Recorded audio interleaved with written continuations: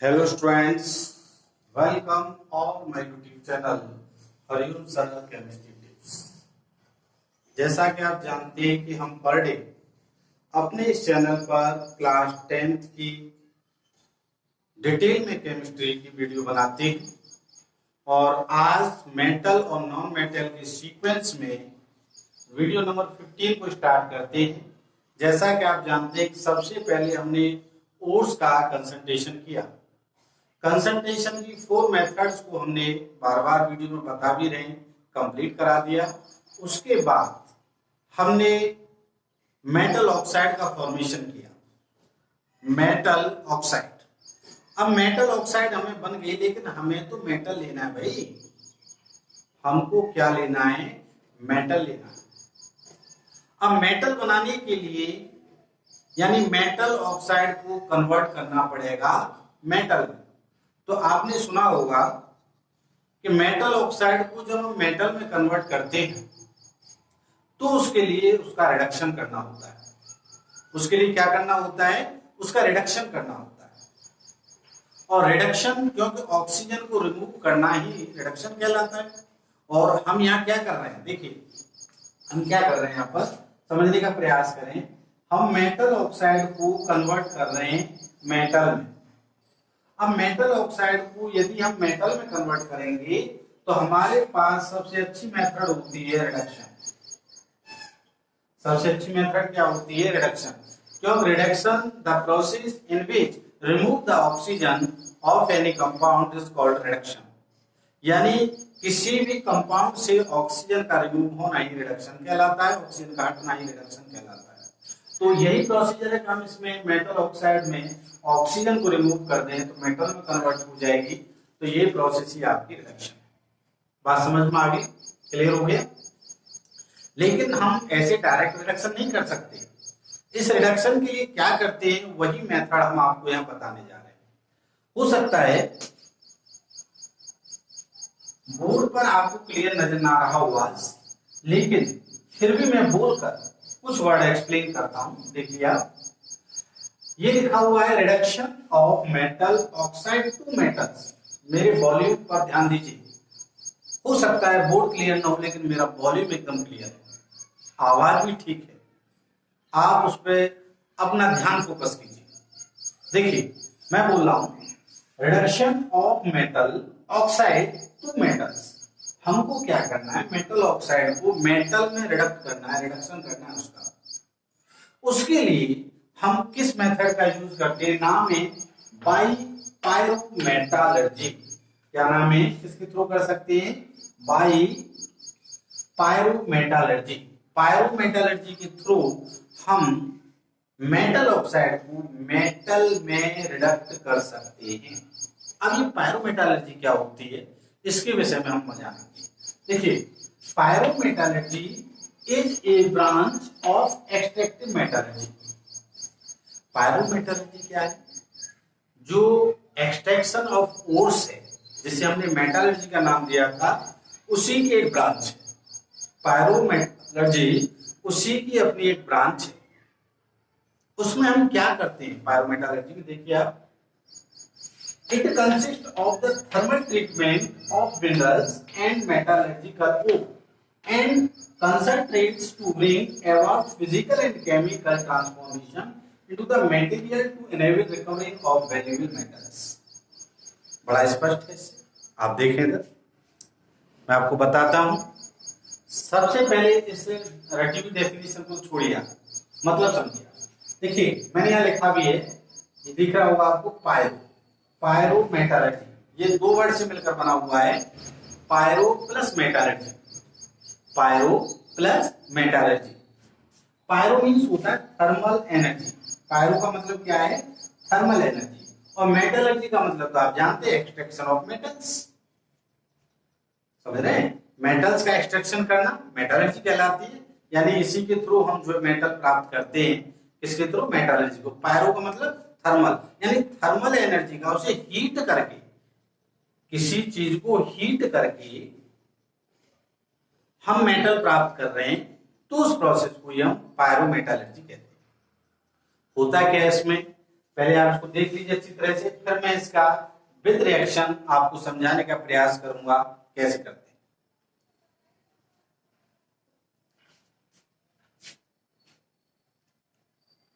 देखिए, पायरोमेटलर्जी की मैं कंसेप्ट आपको समझाता हूं।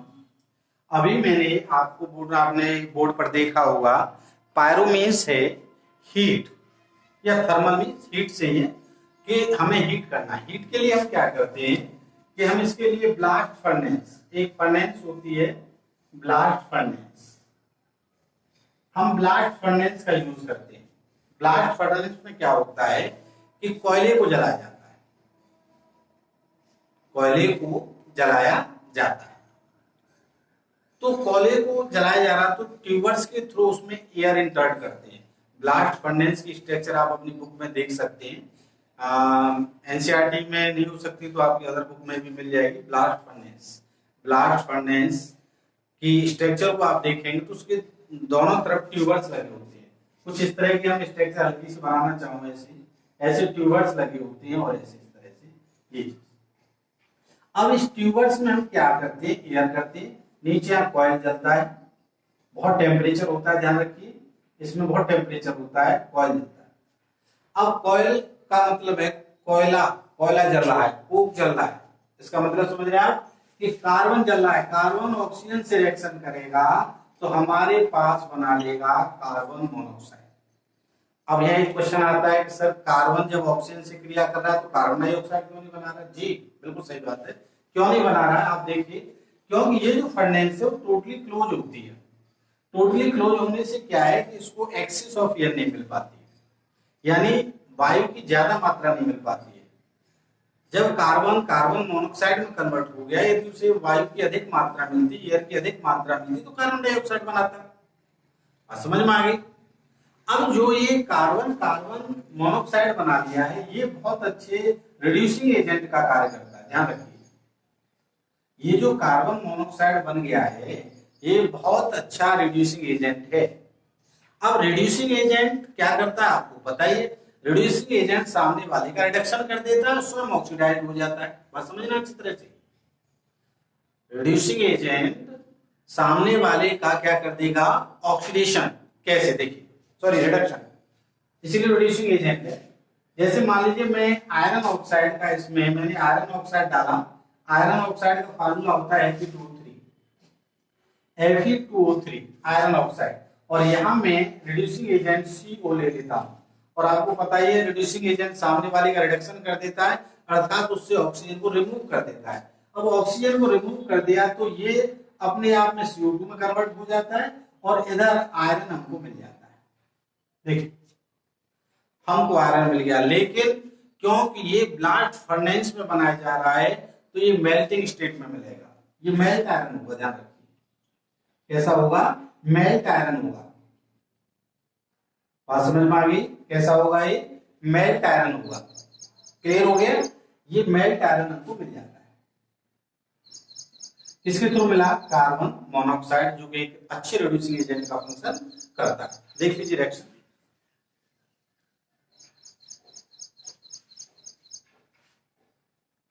तो इस तरह से हमने आयरन का जो है एक्सट्रैक्शन कर लिया और वैल्यूएबल मेटल्स हमको प्राप्त हो गया आयरन। लेकिन यह एक प्रॉब्लम है। प्रॉब्लम क्या है, प्रॉब्लम ये है कि जो आयरन का ओर्स है, जैसे हेमेटाइट, मैग्नेटाइट, इनमें कहीं ना कहीं इंप्योरिटीज भी होती है। अब जब इंप्योरिटीज होंगी तो आयरन जो हमें मिल रहा है वो मेल्ट कंडीशन में मिल रहा है, तो उस आयरन में वो इंप्योरिटी डिसॉल्व हो सकती है। तो उन इंप्योरिटीज को भी दूर करने की आवश्यकता होती है, तभी हमें प्योर कंडीशन में प्योर वैल्यूएबल मेटल आयरन प्राप्त होगा। इसके लिए हम क्या करते हैं, ये स्टेप और इसमें इंपोर्टेंट है। हमें आयरन तो मिल गया बाय द रिड्यूसिंग एजेंट के through, by the help of pyrometallurgy, लेकिन अब हमें ये समझना है इसमें कि मैं इनके अंदर मोस्टली इनके अंदर क्या है कि सिलिका की इंप्योरिटी होती है, ध्यान रखिए किसकी इंप्योरिटी होती है, सिलिका। हम क्या करते हैं, इसमें लाइमस्टोन डालते हैं। क्या डालते हैं, लाइमस्टोन। लाइमस्टोन का फार्मूला होता है CaCO3, ये लाइमस्टोन है। लाइमस्टोन, CaCO3 लाइमस्टोन है, ये आपका सिलिका है। ये क्या करेगा, इससे रिएक्शन करके कैल्शियम सिलिकेट बना लेगा और कार्बन डाइऑक्साइड बाहर निकल जाएगा। ये बन गया आपका कैल्शियम सिलिकेट। ये जो कैल्शियम सिलिकेट है इसी को हम स्लैग कहते हैं। और ये जो यहाँ है ये फ्लक्स का कार्य करता है, फ्लक्स का कार्य करता है। फ्लक्स सिलिका से इम्प्योरिटीज, ये सिलिका क्या है, आयरन के अंदर उपस्थित इम्प्योरिटीज है, इम्प्योरिटीज से रिएक्शन करके कैल्शियम सिलिकेट नाम का स्लैग बनाता है। अब होता क्या है, ये कैल्शियम सिलिकेट नामक स्लैग में ये इम्प्योरिटीज दूर हो जाती है। हमें नीचे जो ब्लास्ट फर्नेस होती है उसकी 2 लेयर बनती है।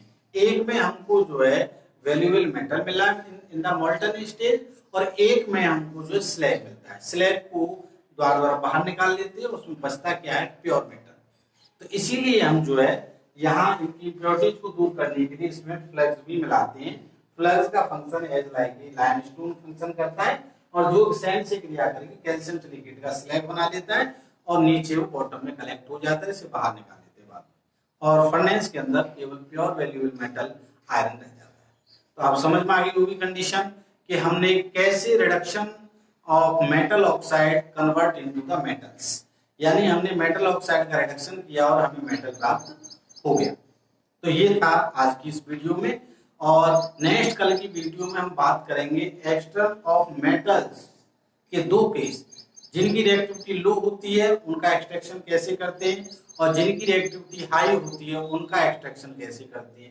रिएक्टिविटी का हाई और लो सीक्वेंस आपको पता पड़ेगा इलेक्ट्रोकेमिकल सीरीज, जिसे हमने कई बार केमिकल रिएक्शन एंड इक्वेशन वाले चैप्टर में भी एक्सप्लेन किया है। तो मेरे प्यारे बच्चों और सभी सुनने वाले पेरेंट्स और सभी समझदार बच्चे, विशेष ध्यान रखिए, जीवन में अपने लिए नहीं जीना चाहिए,